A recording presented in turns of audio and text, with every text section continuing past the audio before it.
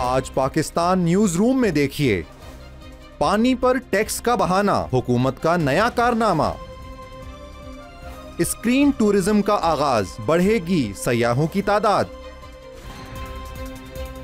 मुझे फ़ख्र है अपने पाकिस्तानी होने पर, मुझे फ़ख्र है अपना बोलबाला होने पर। अस्सलाम वालेकुम, मैं हूं फैसल अजीज़ ख़ान और आप देख रहे हैं पाकिस्तान न्यूज़ रूम। सारे पाकिस्तानियों को ईद का दूसरा दिन बहुत बहुत मुबारक हो। और पाकिस्तान से बाहर जो अमेरिका में, सऊदी अरब में, ऑस्ट्रेलिया में, कनाडा के अंदर पाकिस्तानीज़ हैं, उनके लिए ईद का आज तीसरा दिन है और ज़ाहिर है कि खुशी मनाई जा रही है और ईद की खुशियाँ जो हैं वो चारों तरफ नज़र आ रही हैं। पाकिस्तान न्यूज़ रूम भी चाहता है कि अच्छी खूबसूरत ख़बरें ईद की खुशियाँ दोबारा करने के लिए सामने लाई जाएं, लेकिन आज एक हैरत अंगेज़ रिपोर्ट आपके सामने लेकर आ रहे हैं और वो हैरत अंगेज़ रिपोर्ट ये है कि आइन के आर्टिकल 38 की क्लॉज डी के तहत हुकूमत को पाकिस्तान के हर शहरी को जो सहूलियात मुहैया करनी हैं उसमें पीने का साफ़ पानी भी शामिल है। यानी कि पीने का साफ़ पानी हुकूमत को हर पाकिस्तानी शहरी को मुफ्त मुहैया करना है। अच्छा, दुनिया भर में पानी पर कोई टैक्स नहीं है। मौजूदा हुकूमत ने 2016 जुलाई से पीने के पानी पर टैक्स आयद किया है और इस वक्त पाकिस्तान में जो पीने का पानी घरों में इस्तेमाल करते हैं, जो मुख्तलिफ़ कंपनियों से बॉटल्स की सूरत में आपको मिलता है या आप जाके ख़रीदते हैं पानी पीने का, उस पर हुकूमत टैक्स ले रही है। इंतहाई शर्मनाक बात है, इंतहाई अफसोसनाक बात है। आवाम का खून किस तरह से चूसा जा रहा है, आइन की किस तरह खिलाफ वर्जी की जा रही है। इस पर हमने एक रिपोर्ट तैयार की है। पहले रिपोर्ट देखते हैं, उसके बाद फिर इसी मौजू पर बात करेंगे। आइए देखें पहले रिपोर्ट।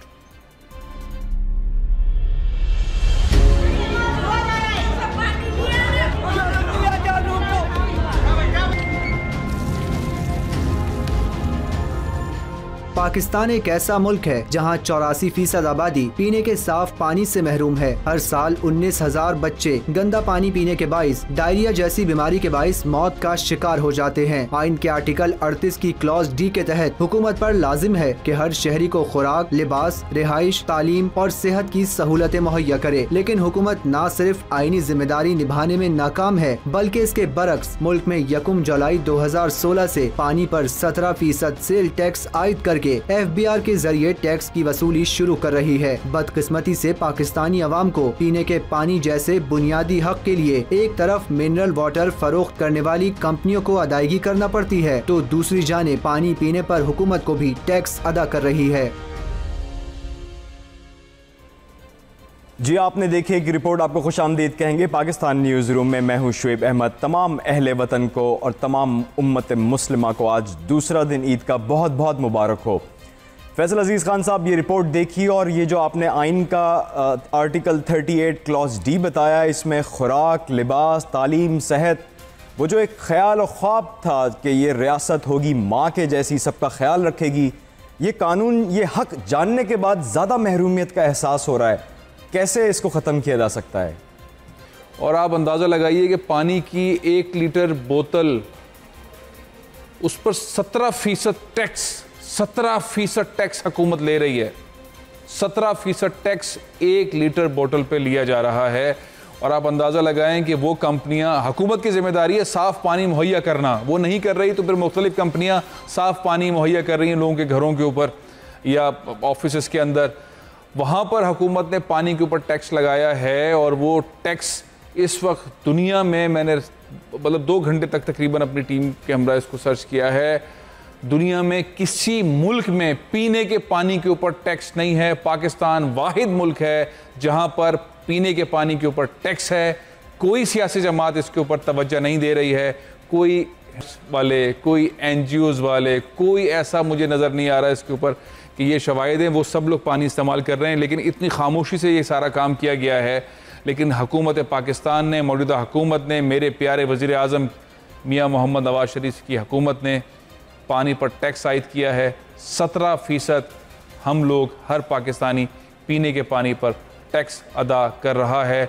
मेरा ख्याल है कि इसको फौरी तौर पर नोटिस लेने की ज़रूरत है, कोर्ट में जाने की ज़रूरत है, हुकूमत के ख़िलाफ़ आइन की खिलाफ वर्जी करने का मुकदमा दर्ज होना चाहिए। ये ऐसी चीज़ है जिसके ऊपर पाकिस्तानियों को खामोश नहीं रहना चाहिए। शाहिद तो साहब, हुकूमत तो पानी पर भी 17% टैक्स लगा रही है। पाकिस्तानियों का मेरा ख्याल है ऑक्सीजन, सांस रोकने वाला मामला ही खाली बाकी रह गया है मेरे प्यारे वज़ीर आज़म साहब के दौर में। आपके पास क्या खबरें?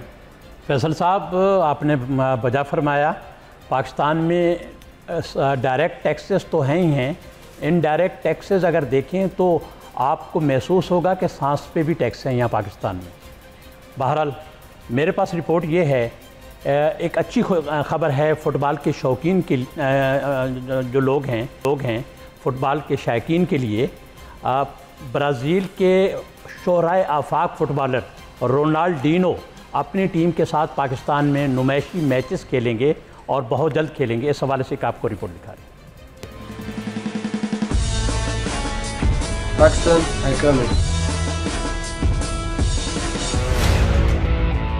पाकिस्तान में खेलों की सरगर्मियों को बढ़ावा देने के लिए मुस्बत इक़दाम।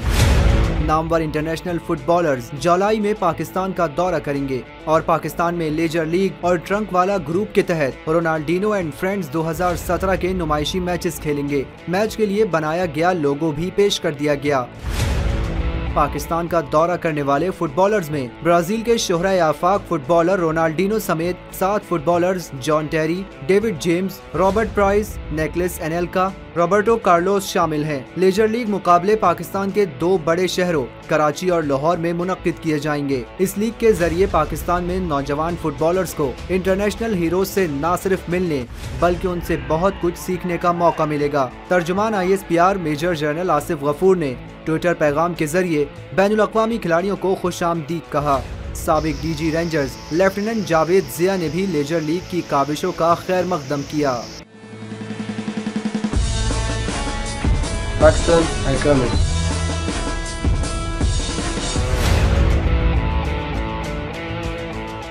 पाकिस्तान में फ़ुटबॉल के टैलेंट को उभारने की ज़रूरत है। क्या ख्याल है आपका? शाहिद साहब, फुटबॉल का मतलब है पाकिस्तान, और ये वर्ड्स जो मैं कह रहा हूँ एक बहुत मशहूर फुटबॉलर के हैं। उन्होंने कहा कि हाथ से बनी हुई फुटबॉल से जो खेलने का मज़ा है वो मशीन से बनी हुई फुटबॉल से नहीं है।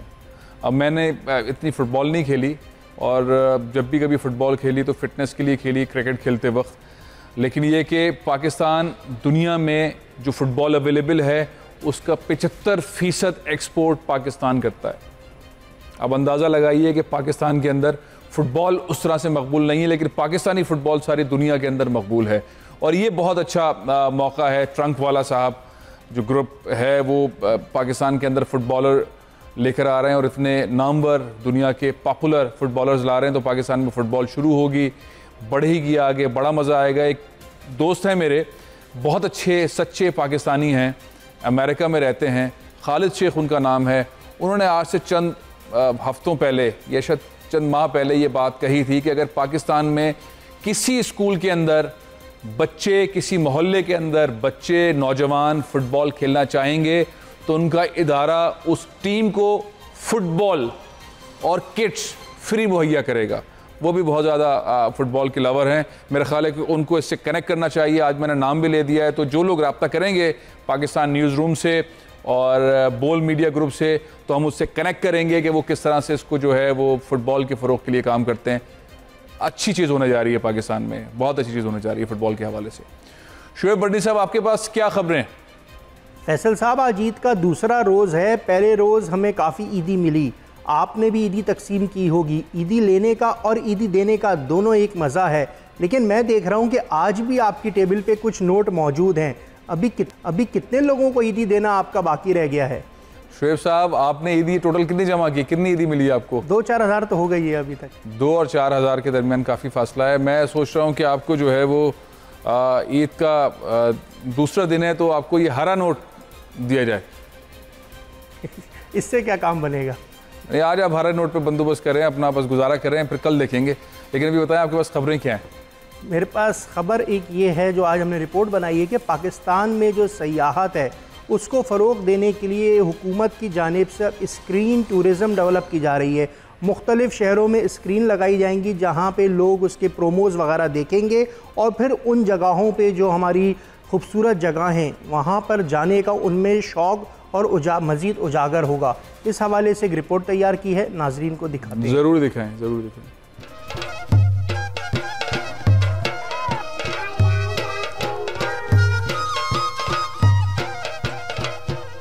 पाकिस्तान में सियाहत को फरोग देने, समाजी, माशरती और कुदरती खूबसूरती को बैनुल अक़वामी सतह पर उजागर करने और मुल्क का मुस्बत चेहरा दुनिया को दिखाने के लिए स्क्रीन टूरिज्म मुतारिफ कराने का फैसला किया गया है। इसके जरिए दुनिया के मुख्तलिफ ममालिक न सिर्फ सयाहों को मुतवज्जा करते हैं बल्कि मुल्क के हसीन मनाजिर और समाजी, तहजीबी और कुदरती खूबसूरती को स्क्रीन पर दिखाकर बैरून मुल्क बसने वाले अपने शहरियों की वतन से मोहब्बत भी जगाते हैं। पाकिस्तान के अवाम बैनुल अक़वामी सियाहती मकामात से तो वाकिफ हैं, लेकिन मीनार पाकिस्तान, मज़ार कायदे आज़म, बादशाही मस्जिद, मस्जिद वजीर खान, K2, नांगा पर्वत, राका पोशी जैसी बुलंदो बाला बर्फपोश चोटियां, हुंजा नगर, नीलम, लीपा, कालाम और कैलाश जैसी जन्नत नजीर वादियां, गवादर जैसी दिलकश व अजीम बंदरगाह, सैफुल मलूक, किंजर और मंछर जैसी झीलों, मरी, पोर्ट मिनरो, गोरख, नारान, स्कर्दू जैसे तफरीही मकामात, लाहौर, जहलम, हैदराबाद, गिलगित, रनीकोट, जामशोरों के तारीखी किलों से ज्यादा वाकिफ नहीं। ऐसे में स्क्रीन टूरिज्म जैसा इकदाम काबिल तारीफ है। पाकिस्तान अपनी सकाफत, रस्म रिवाज हमेशा सयाहों की दिलचस्पी का बाइस रहा है।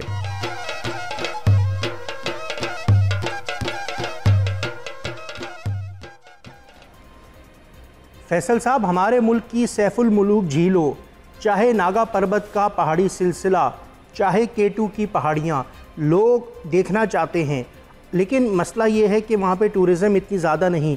अगर ये स्क्रीन टूरिज़म के ज़रिए आम शहरियों तक सिलसिला डेवलप किया जा रहा है तो ये एक अच्छा इक़दाम है, इससे पाकिस्तान की टूरिज़म को फ़रोग़ मिलेगा। आप क्या कहेंगे इस पर? शुएब, पाकिस्तान इतना खूबसूरत है, अंदाज़ा नहीं लगाया जा सकता, लोगों ने देखा नहीं है। और अब आने वाले साल जो हैं वो पाकिस्तान के लिए सियाहत के हवाले से बहुत ही ज़बरदस्त होने वाले हैं।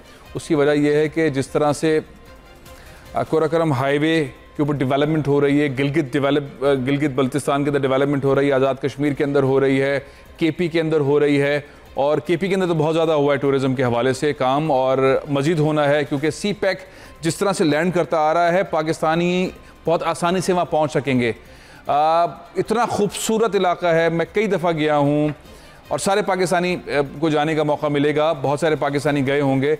इतना खूबसूरत इलाका है पाकिस्तान का कि ये जो पैकेज है इससे अंदाज़ा होगा कि पाकिस्तानी जो हैं वो पाकिस्तान के पास कौन कौन से खूबसूरत इलाके हैं, कौन कौन सी खूबसूरत चीज़ें हैं, कौन कौन सी खूबसूरत झीलें हैं, पहाड़ हैं। और जाहिर है कि जैसे जैसे वक्त आगे गुजरेगा पाकिस्तानी वहाँ पहुँच सकेंगे। इस वक्त जो सूरत हाल रही है पाकिस्तान में अमन व अमान के हवाले से, या गवर्नमेंट का फोकस नहीं रहा सियाहत के ऊपर, इसलिए वहाँ पे लोग नहीं पहुँच सके। लेकिन मेरा ख्याल ये है कि अब वक्त के साथ साथ ये चीज़ें खुल रही हैं और खूबसूरत पाकिस्तान हर पाकिस्तानी देखेगा और फ़ख्र करेगा पाकिस्तान के ऊपर। आरिफ महमूद साहब, हर पाकिस्तानी चाहता है कि पाकिस्तान के खूबसूरत इलाकों में जाए, देखे। और ईद की छुट्टियाँ, ज़ाहिर है ईद की छुट्टियाँ आप भी मना रहे होंगे, आपने भी कुछ ईदी विदी जमा की होगी, ईदी विदी ली होगी, दी होगी। क्या सूरत हाल है आपके पास ईदी की और ख़बरों की? फैसल साहब, बड़े हो जाने का नुकसान ये होता है कि ईदी मिलती कम है और देनी ज़्यादा पड़ती है। और यही कुछ हमारे साथ भी हुआ है कि अब जो है वो हमने टारगेट सेट किया था कि कुछ 10,000 रुपये तक की ईदी कम से कम जमा कर ली जाए, लेकिन आपके 500 रुपये मिलाकर भी जो है वो ईदी 6,000 तक पहुँची है। तो बाकी का मामला उम्मीद करता हूँ कि आप चूँकि नंबर 1 शो करते हैं तो आप पूरा कर देंगे। आरिफ साहब, अच्छी उम्मीद रखनी चाहिए, आपने अच्छी उम्मीद रखी है, लेकिन अभी आप 3,500 रुपये के डेफिसिट में हैं, अभी 1-2 दिन बाकी हैं। आपको इंशाल्लाह जो है वो आज भी कुछ ईदी मिलेगी और कल आपके साथ बात करेंगे मज़ीद जमा करने का अमल जारी है। ख़बर पे आएँ तो फैसल साहब, मैं आपको एक ऐसे फ़्रॉड के बारे में बताना चाहूँगा। आपने लंदन का एक फ़्रॉड तो सुना होगा जहाँ एक बैंक का कैशियर अकाउंट से 1 पैनी रोज़ाना निकालता था और वो फिर करोड़पति हो गया। मैं आपको हुकूमत का एक फ़्रॉड बताने लगा हूँ जहाँ पर हुकूमत बिजली, गैस और पेट्रोल की कीमतें जब भी बढ़ाती है तो उसमें कुछ पैसों का इजाफ़ा भी करती है, जबकि ये पैसे जो है वो स्टेट बैंक ने जारी करना ही बंद कर दिए हैं। इन पैसों के बढ़ाने से आवाम की जेबों पर क्या डाका पड़ता है, उस पर हमने एक रिपोर्ट तैयार की है, वो आपको दिखाते हैं। दिखाइए। मुल्क में 1 पैसे, 5 पैसे, 10 पैसे, 25 पैसे और 50 पैसे लेन देन में तो दिखाई नहीं देते, लेकिन हुकूमत इन पैसों की मद में अरबों रुपयों का मुनाफा कमा रही है। ये सिक्के ज़िया दौर के बाद आहिस्ता आहिस्ता खत्म हो गए थे और रुपए का सिक्का मुल्क का सबसे छोटा सिक्का बन गया। लेकिन जब बात बिजली, गैस और पेट्रोल की कीमतों में इजाफे की हो तो हुकूमत इजाफा तो रुपयों में करती है, लेकिन आवाम को सहूलत पहुँचाने के नाम पर निर्खों में कमी सिर्फ पैसों में की जाती है। मसलन पेट्रोल की फी लीटर मजमूई कीमत अगर 72 रुपए 68 पैसे हो तो कोई भी शख्स 1 लीटर पेट्रोल डलवाने पर अलग से 68 पैसे अदा करने की बजाय 73 रुपए ही अदा करेगा। पाकिस्तान में यौमिया 5 करोड़ 8 लाख 80 हजार लीटर पेट्रोल फरोख्त होता है और पेट्रोल सप्लाई करने वाली कंपनियां हर लीटर पर इजाफी 68 पैसे वसूल करती हैं। तो ये रकम रोजाना 3 करोड़ 94 लाख 94 हजार रुपए बनती है। जब स्टेट बैंक पैसे का सिक्का जारी ही नहीं कर रहा तो हुकूमत करेंसी को सिक्कों में क्यों नाप रही है? फैल साहब, हमारी सहाफती ज़बान में कहते हैं बारीक काम। ये तो हुकूमत बारीक काम कर रही है, आप क्या कहते हैं इस बारे में?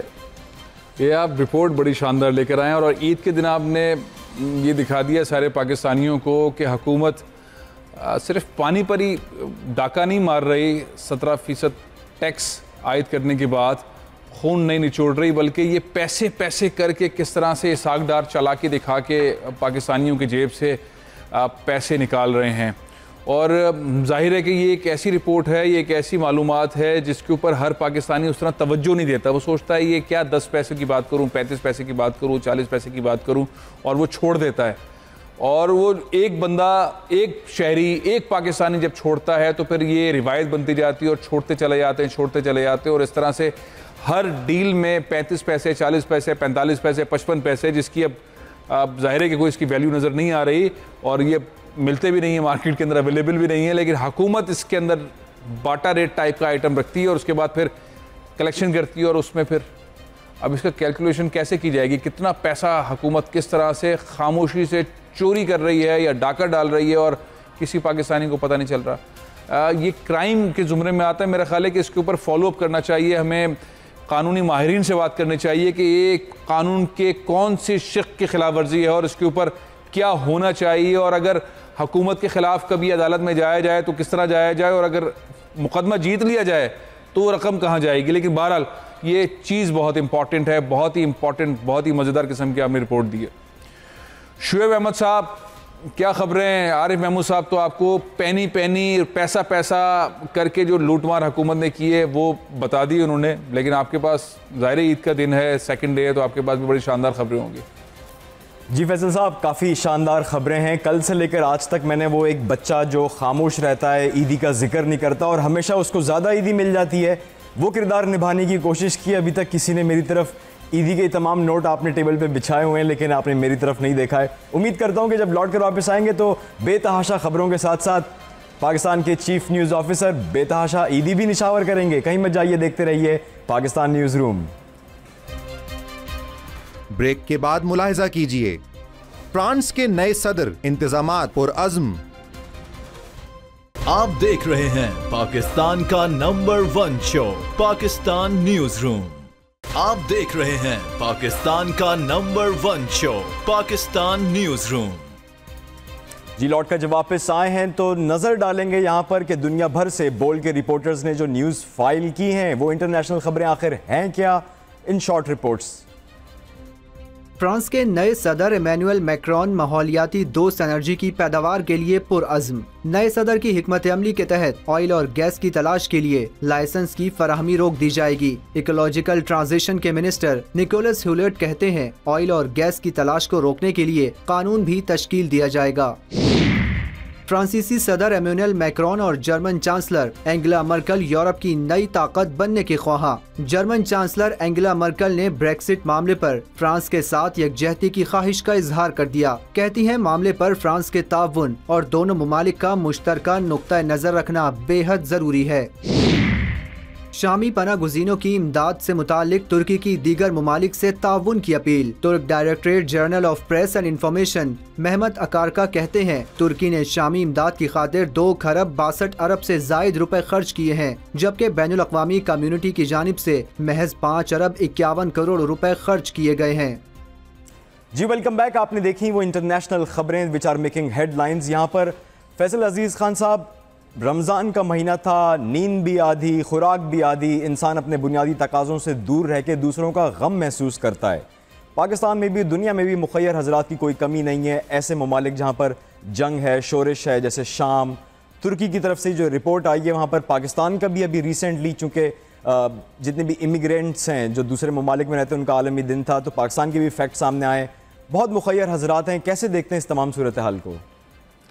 देखिए, महाजरीन का मामला पाकिस्तानियों से और पाकिस्तानी हुकूमत से बेहतर कोई नहीं जान सकता, क्योंकि इस वक्त भी पाकिस्तान के अंदर तकरीबन 25 लाख के करीब अफ़गान महाजरीन मौजूद हैं और ये तादाद 40 लाख थी और फिर बढ़कर कहा जाता है कि 50 लाख के करीब हो गई और तकरीबन हम लेट 80s से लेके अब अंदाज़ा लगाइए तकरीबन कोई 40 साल के लगभग हो गए हैं कि अफ़गान महाजरीन पाकिस्तान में रह रहे हैं और अब हम पाकिस्तानी चाहते हैं कि वापस अपने मुल्क में जाएं, लेकिन जिस मोहब्बत से, अक़ीदत से, एहतराम से अफ़गान महाजरीन, अफ़गान दोस्तों को, बहनों को, भाइयों को पाकिस्तानियों ने संभाला और इस वक्त के अंदर जब वहाँ जंग थी उन्हें अपने पास ठहराया, अपने शहरों में, अपने गलियों में, अपने घरों में, तो ये दुख और ये खुशी दोनों तरीक़ों से पाकिस्तानियों को पता है और उसके बाद उनकी वजह से जो पाकिस्तान में मसाइल पैदा हुए उसका भी अंदाज़ा है।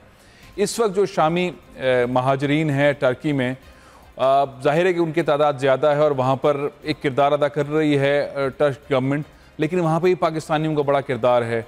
मैं ऐसे हजरात को, मुखय्यर हजरात को जानता हूँ जो टर्की के मुख्तलिफ़ इलाक़ों के अंदर इमदादी काम कर रहे हैं, हेल्थ कैंप्स लगाए हुए हैं, खुराक का बंदोबस्त कर रहे हैं, बड़े बड़े तंदूर लगाए हुए हैं जहाँ से तकरीबन 1-1, 1.5 लाख रोटियाँ बनाई जाती हैं और वो सिर्फ़ और सिर्फ शामी महाजरीन के लिए हैं। उन बच्चों के तालीम के लिए स्कूलों का बंदोबस्त कर रहे हैं, लेकिन वो चाहते हैं कि ये जो पाकिस्तानी हैं, मुखय्यर हजरात हैं, बहुत ही अच्छे लोग हैं, सैलानी वेलफेयर वाले हैं और हाजी मसूद पारिक और उनकी फ़ैमिली और उनके दोस्त अहबाब हैं और इस्लामाबाद के अंदर भी ऐसे कुछ दोस्त अहबाब हैं, लेकिन ये चाहते नहीं हैं कि इनका ज़िक्र किया जाए।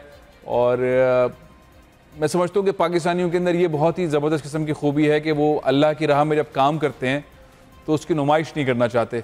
लेकिन जिन चंद हजरात का मैं जिनसे वाकिफ़ था, मैंने उनका जिक्र किया, तो पाकिस्तानी जो हैं वो महाजरीन के लिए पाकिस्तान में भी और पाकिस्तान से बाहर भी जहाँ मुसलमान महाजरीन को कोई मामला होता है वहाँ पेश रहते हैं, आगे बढ़ के काम करते हैं, उनकी तालीम का, खुराक का, कपड़ों का, हर चीज़ का बंदोबस्त करते हैं, जो मैं समझता हूँ कि हर पाकिस्तानी के लिए जो एक फ़ख्र का बायस बनता है। पाकिस्तानी एज अ इंडिविजुअल मैं कहता हूँ कि हीरे हैं। बस ये लीडरशिप और हुकूमत के मामले में आके पाकिस्तानी जो है वो चिड़चिड़े हो जाते हैं, ज़रा नाराज़ हो जाते हैं, क्योंकि हुकूमत की परफॉर्मेंस वादे उस तरह के नहीं रहते। लेकिन बहरहाल महाजरीन के हवाले से जो बात की, हमें मेरा ख्याल है फ़ख्र करना चाहिए अपने पाकिस्तानियों के ऊपर कि वो जहाँ भी ज़रूरत पड़ती है मुसलमान महाजरीन को वहाँ पेश रहते हैं और पाकिस्तानियों का सर फ़ख्र से बुलंद कर देते हैं। जी आपने ठीक कहा, बिल्कुल के हीरे हैं, जवाहिर हैं, लेकिन तराशने वाला चाहिए या फिर डायरेक्शन देने वाले हमारे पास रहनुमा होते तो क्या ही खूब कमाल करते। ईद का मौका है फैसल अजीज़ खान साहब, यहाँ पर जिंदा दिलाने लाहौर और फिर पेशावर के लोगों में किस तरह से जोश और जज्बे के साथ ईद का दूसरा दिन मनाया जा रहा है, उसके कुछ मनाजिर देखते हैं, फिर लौट कर वापस आते हैं। जी, पेशावर में भी आज ईद उल फितर इंतहाई जोश व खरोश से मनाई जा रही है। हम पेशावर के एक पार्क में इस वक्त मौजूद हैं जहां पर बड़ी तादाद में पेशावर के शहरी अपने बच्चों को लेकर आए हैं जो यहाँ पे ईद की खुशियों से लुत्फ़अंदोज़ हो रहे हैं। रंग बिरंगे कपड़े पहने जो बच्चे हैं ये इंतहाई खुशी का इजहार कर रहे हैं क्योंकि आज उनके लिए ईद का दिन है। काफ़ी बच्चों को आज ईदी भी मिली है और वो ईदी उड़ाने के लिए इस वक्त इन पार्कों में मौजूद हैं। हम उनसे बात भी करते हैं कि वो किस तरह ईद को एंजॉय कर रहे हैं। आप बताएं कि आप कैसे इस ईद का लुत्फ़ ले रहे हैं। सबसे पहले तो मैं आपको और सारे वतन को ईद मुबारक देना चाहता हूँ। और इसके बाद जो यहाँ पे आप देख रहे हैं लोग एंजॉय कर रहे हैं, दिल को थोड़ा सा जैसे गर्मी है ना उसको भी लुत्फ़ कर रहे हैं। लेकिन यहाँ जो बच्चे हमने यहाँ पे लाए वो कह रहे कि हमें घूमने फिराने के लिए जाओ कि ईद का खुशी वो समा कभी कभार आता है ना, तो इसलिए हमने सारे बच्चों को यहाँ पे अपने फैमिली बैकग्राउंड के जरिए यहाँ पे ले आए और ईद को एंजॉय कर रहे हैं। हाँ, आप बताएं आप किस तरह मना रहे हैं ईद, यहाँ पर किस तरह आप पार्क में लुत्फ़अंदोज़ हो रहे हैं? हम इस मेलों में चक्कर लगाएंगे और खाना पीना खाएंगे या बस मज़े करेंगे, दिल खुश करेंगे। हाँ, और जिस तरह के इन्होंने बताया कि ईद का मौका है और काफ़ी ज़्यादा तादाद में यहाँ पे लोग आए हुए हैं और भरपूर तरीके से यहाँ पे एंजॉयमेंट हो रही है, खाने पीने हो रहे हैं। गर्मी के बावजूद यहाँ पे काफ़ी ज़्यादा लोग हैं जो और मज़ीद लोग यहाँ पे आते जा रहे हैं और शाम तक ये सिलसिला लोगों की आमद का इन पार्कों में जारी रहेगा। और चूँकि रमज़ानुल मुबारक के बाद ये ईद का मौका है तो लोग इसको भरपूर तरीके से मनाने की कोशिश कर रहे हैं। जी फैसल साहब, ईद की पुरानी रिवायतें होती हैं, लोग अपने बुजुर्गों के यहाँ जो फैमिलीज़ हैं उनके आने जाने का सिलसिला होता है, लेकिन जो दूसरा दिन है वहाँ पर आपके पास एक चॉइस होती है कि अपनी मर्ज़ी से कहीं कोई पार्क्स की तरफ जा रहा है, कोई बाहर की तरफ निकलता है। वही गहमा गहमी देखिए आपने पाकिस्तान भर में मौजूद है और मौसम भी काफ़ी खुशगवार है पाकिस्तान का। बहुत अच्छी बात है, थोड़ी सी गर्मी में कमी है, लोड शेडिंग बहरहाल हो रही है, ईद के दिनों में भी लोड शेडिंग हो रही है और हुकूमत ईद पर भी पाकिस्तानियों को तंग कर रही है बिजली न देकर। बहरहाल चंद दिन रह गए हैं हुकूमत के, बर्दाश्त करें, ईद के दिनों में भी बर्दाश्त करें। लेकिन जाहिर है कि जब पार्क्स में जाते हैं और बच्चों को वो झूले झुलाने के लिए, खाने पीने का सामान मुहैया करने के लिए, तो ज़ाहिर है खुशी होती है।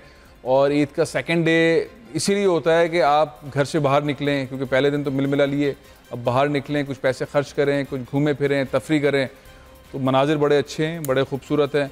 लेकिन बस ये कि हर पाकिस्तानी यही दुआ कर रहा होता है कि जब मैं घर जाऊँ तो कम से कम लाइट ज़रूर हो, लोड शेडिंग ना हो, ताकि फिर जो है वो बोल बैठ कर देखा जाए और जो है वो फिर ज़ाहिर है कि तफरी की जाए और देखा जाए कि पाकिस्तान भर में क्या हो रहा है। और देखिए अब लाइट होगी तो लोग एंजॉय करेंगे और ईद को, और नहीं होगी तो फिर ज़ाहिर है कोसेंगे हुकूमत को।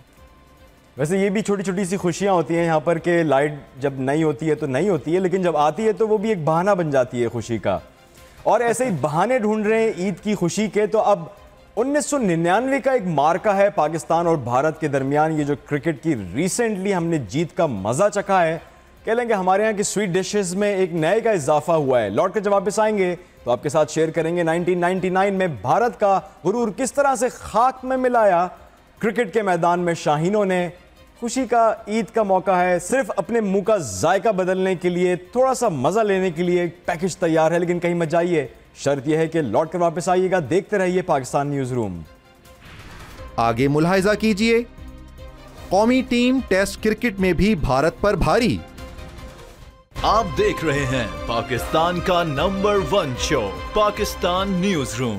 आप देख रहे हैं पाकिस्तान का number 1 show Pakistan news room. Pakistan news room में खुशामदीद कहेंगे। ईद का मौका है, यहाँ से सुबह से लेकर अभी तक अपनों से मिलने की एक अलग ईद होती है, ईदी वसूल करना और इसके जायके लज्जतें। हमने सोचा हम भी कुछ फ्लेवर ऐड करते हैं। साथ साथ याद रहे कि आज तक कोई 9 बार जब टूर्नामेंट्स के फाइनल में हम भारत से टकराए हैं तो शाहीनों ने 7 बार फतह हासिल की है और भारत को सिर्फ 2 बार मौका मिला, इंक्लूडिंग ये जो आईसीसी चैंपियंस ट्रॉफी थी। लेकिन फिर उस पर भी मौका मौका जैसे गाने बातें। सिनेमैटिक कंट्री है साहब, सिर्फ तमाशा करना जानते हैं, खेलना नहीं जानते। देखते हैं इस रिपोर्ट में माजी में क्या रहा जब भी शाहीन और भारतीय खिलाड़ी आमने सामने रहे।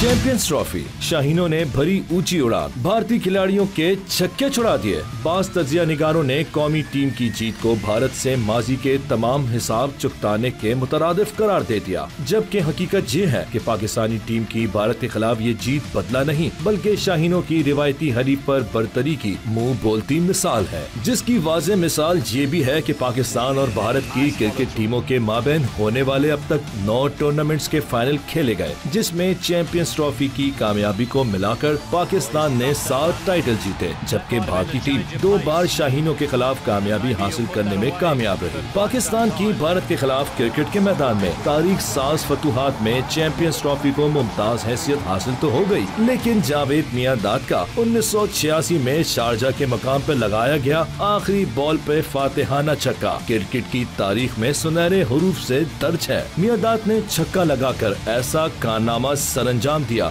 जिस पर हमेशा तमाम पाकिस्तानी फख्र करते रहेंगे।